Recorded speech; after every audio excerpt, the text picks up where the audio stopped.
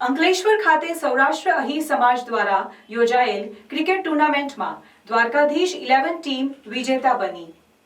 સૌરાષ્ટ્ર અહીર સમાજ કે જેઓ વ્યવસાય અર્થે ભરૂચ અંકલેશ્વર આવી પોતાના વ્યવસાય કાર્ય કરી રહ્યા છે, ત્યારે આવા સમયમાં સમાજના યુવાનોને સંગઠિત કરવા, સમાજના યુવાન એકબીજાથી પરિચિત થાય અને વિશેષ સમાજના પ્રમુખ સાજનભાઈ અહીર દ્વારા 31 ડિસેમ્બરના રોજ યુવાનો સમાજ સાથે રહે તેવા હેતુથી સતત 3 વર્ષથી ટુર્નામેન્ટનું સમાજના વડીલો દ્વારા આયોજન કરાઈ રહ્યું છે અને આ ક્રિકેટ ટુર્નામેન્ટની આ ત્રીજી સિઝનમાં ક્રિકેટ ટુર્નામેન્ટ દ્વારા સમાજના યુવાનો એકબીજાથી પરિચિત થાય અને સમાજ સંગઠિત બને, સમાજના યુવાનો વ્યસનોથી દૂર રહે અને શિક્ષણમાં વધુ રસ ધરાવે એવા ઊંડા આશયથી આ ક્રિકેટ ટુર્નામેન્ટની ત્રીજી સિઝનનું આયોજન કરવામાં આવ્યું હતું। જે ટુર્નામેન્ટનો પ્રારંભ તારીખ 29 ડિસેમ્બર 2023થી 31 ડિસેમ્બર 2023 સુધી ટુર્નામેન્ટ યોજાઈ હતી। જે ટુર્નામેન્ટમાં 10 ટીમોએ ભાગ લીધો હતો અને ગત 31 ડિસેમ્બરના રોજ ટુર્નામેન્ટની ફાઇનલ મેચ યોજાઈ હતી।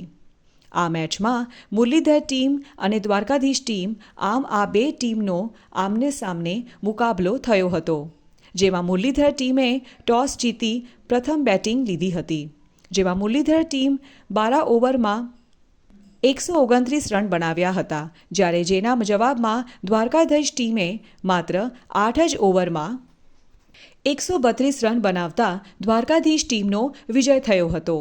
ત્યારે અંતે વિજેતા ટીમને ટ્રોફી એનાયત કરાવવામાં આવી હતી, જેમાં ભરૂચના સાંસદ મનસુખભાઈ વસાવા, ભરૂચના ધારાસભ્ય રમેશભાઈ મિસ્ત્રી, અંકલેશ્વરના ધારાસભ્ય ઈશ્વરભાઈ પટેલ, જંબુસરના ધારાસભ્ય ડી.કે. સ્વામી, ભરૂચ ભાજપ પ્રમુખ મારુતિસિંહ અટોદરિયા, જિલ્લા ભાજપ મહામંત્રી નીરવભાઈ પટેલ, સમાજના પ્રમુખ સાજનભાઈ, અહીર સમાજ અગ્રણી મગનભાઈ આટા, નાગજીભાઈ, બિપિનભાઈ, સુરેશભાઈ, બલદેવભાઈ, હાર્દિકભાઈ સહિતના સમાજના અગ્રણીઓ અને સમાજના યુવા ક્રિકેટરો અને સમાજના ભાઈ બહેનો ઉપસ્થિત રહી યુવાનોને પ્રોત્સાહિત કર્યા હતા। ખરેખર અમારા યુવાનોને આટલી બધી પ્રોત્સાહન આપ્યું છે કે આજે અમને એવું લાગ્યું કે ભલે અમે આજે અંકલેશ્વરમાં રહી છીએ પણ બધો જ સમાજ અમારી હારે છે। અને બીજું, આજે મેચનું કારણ એક જ હતું કે આજે 31 તારીખ છે, એટલે અમુક એવું નવું વર્ષ ગણે છે અમુક લોકો, પણ ખરેખર એના માટે યુવાનો અવરે માર્ગે ના જાય, યુવાનો હરખાથી અહીં વ્યવસ્થિત રીતે કાયમી માટે હળીમળીને રહીએ અને એના માટે 3 દિવસનું મેચનું આયોજન રાખ્યું હતું, જેથી કરીને આપણું યુવાધન અવરે માર્ગે ના જાય અને એક વ્યવસ્થિત કાયમી માટે જળવાઈ રહીએ।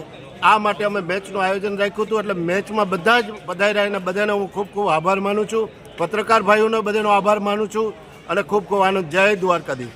ધારાસભ્ય આદરણીય રમેશભાઈ મિસ્ત્રી અને બીજા જંબુસરના ડબલ રોલમાં કામ કરે છે, સ્વામીજી વિશે ધર્મનું પણ કામ કરે છે, સમાજ સેવાનું। જંબુસરના ધારાસભ્ય આદરણીય ડી.કે. સ્વામીજી, ઇન્ડસ્ટ્રીઝ એસોસિએશનના અધ્યક્ષ જસુભાઈ ચૌધરી તથા તેમની ટીમ અને અમારા જિલ્લાના મહામંત્રી નીરલભાઈ પટેલ અનેકને તમામને સન્માન માટે રાખ્યા છે। એટલે આજની આ ટુર્નામેન્ટમાં જે લોકો વિજયી થયા છે કે ટીમને ખૂબ ખૂબ અભિનંદન છે।